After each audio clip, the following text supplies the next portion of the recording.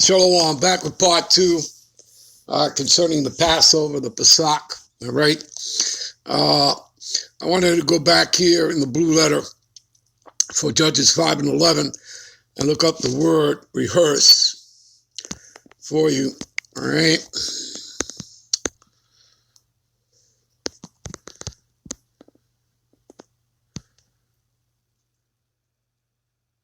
Strong's H 8567. Tanah. All right. See, to recount, right? Recount, recall, right? Remember, tell again, right? See, commemorate. All right? Commemorate. Let's have a look at that word. Give me a minute. All right, here's the word commemorate. To recall and show respect for someone or something. You people understand that? All right? In other words, you're not supposed to be having, parties, at Club Spanky, as, Elder Apostle Gabar likes to throw out there. All right? Okay, do you understand? It's supposed to be about a solemn assembly. Okay? You don't know what the word solemn means? Look it up. All right? All right? So now you people have an idea. What does commemorate mean? Again, see? To mark by ceremony, observation, right? To observe. Serve as a memorial. All right? You understand? Okay? You remember, you reflect. So with that being, let's jump to Jude. Give me a minute. This is Jude 1, 5 through 7. I will therefore put you in remembrance. All right? Though ye once knew this, how that the Lord, having saved the people out of the land of Egypt, right? This is what Passover is all about. Afterwards destroyed them that believed not. You see that? Again, you have to believe the report. Isaiah 53 and 1. All right, verse 6. And the angels, that will be us, okay, which kept not their first estate, but left their own habitation, our first estate, meaning the heavens, he have reserved in everlasting chains under darkness. That's this flesh, okay? Because we're all spirits, simply housing a temporary body, okay? You understand? And the chains of this flesh, all right? But it's talking about us, all right? Under darkness until the judgment of the great day. And we're quickly approaching that day. All right, let me jump to Baruch. Give me a minute. This is Baruch 2 and 30. For I knew that they would not hear me because it is a stiff-necked people. You'll find that all throughout the scriptures talking about the nation of Israel, Jacob. All right? But in the land of their captivities, right, where we were scattered into all four corners of the earth, as you read in James 1 and 1, to Israel, Jacob that is scattered abroad, okay? All right, all 12 tribes, to the 12 tribes of Israel that are scattered abroad, all right? But in the land of their captivities, all right, shall they remember themselves, all right? And shall know that I am the Lord. See, so they're going to reflect. They're going to remember themselves. They're going to come into those that have been called in. They're going to come into this truth. And then the elect, those who haven't woken up to that, the Israelites, when they hear this word, that switch will turn on in them. Okay? That light. All right? So, and shall know that I am the Lord their God, for I will give them a heart. That means, heart in Hebrew is lav, which means minds. So he's going to give them minds and ears to hear. To hear what? This word, this truth, this wisdom, this knowledge. All right? In other words, to wake up, to come out of, the valley of dry bones. All right? Which is America, Babylon the Great, the valley of the shadow of death. All right? And they shall praise me in the land of their captivities and think upon my name. Right? Yahweh Bashim Yahweh Shai. Bahashim Rakakadash. All right? And return from their stiff neck and from their wicked deeds. All right? For they shall remember the way of their fathers, which sinned before the Lord, and I will bring them again into the land which I promised with an oath unto their fathers, Abraham, Isaac, and Jacob. I don't see where it says Esau. It doesn't say Edomites. It doesn't say all nations. Okay? See? Abraham, Isaac, and Jacob. All right? Which equals what? The 12 tribes of Israel. All right? The 12 sons. Right? The 12 patriarchs that Jacob had. Okay?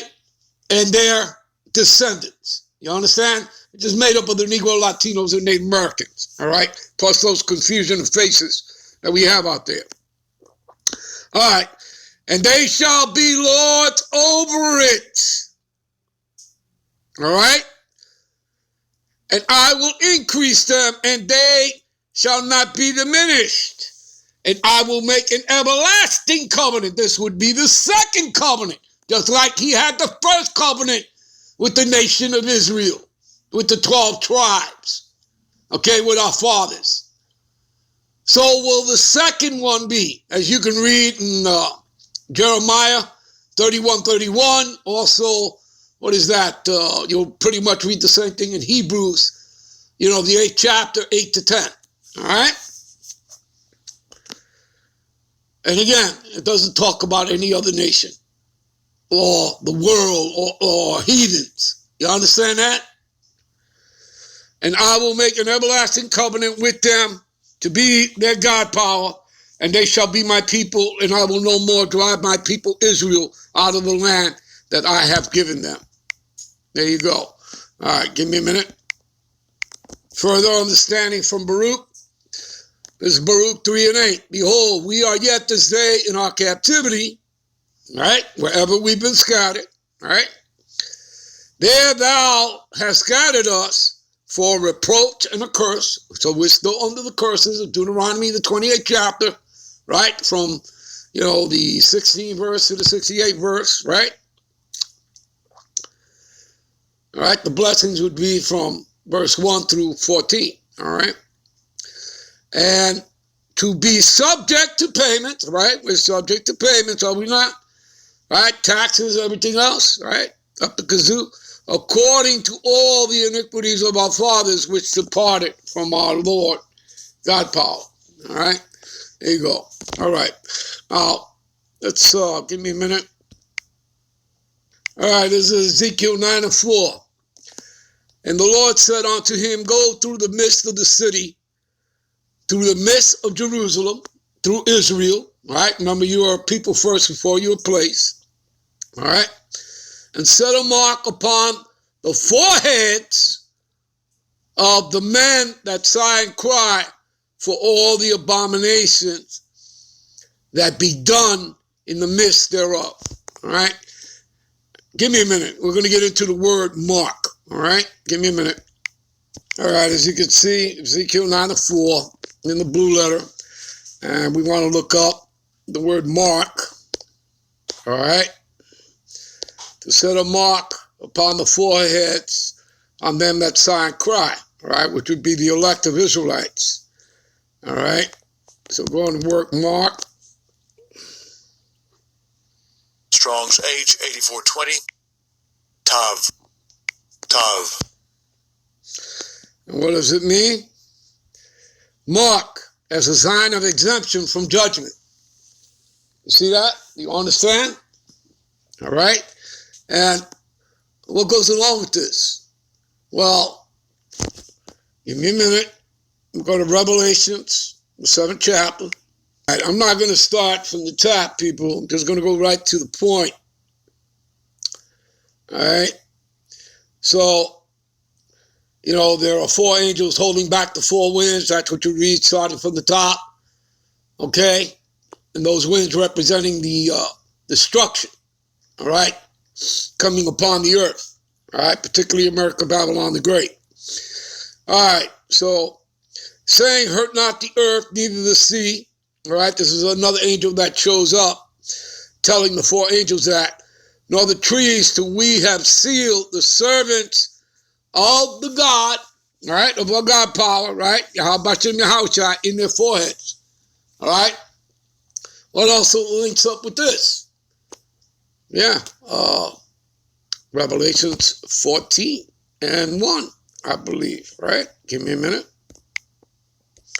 All right, what does it say here? Revelations 14:1. And I looked, and lo, a lamb. Now, that would be Yahushua, stood on Mount Zion. And with him, 144,000, right?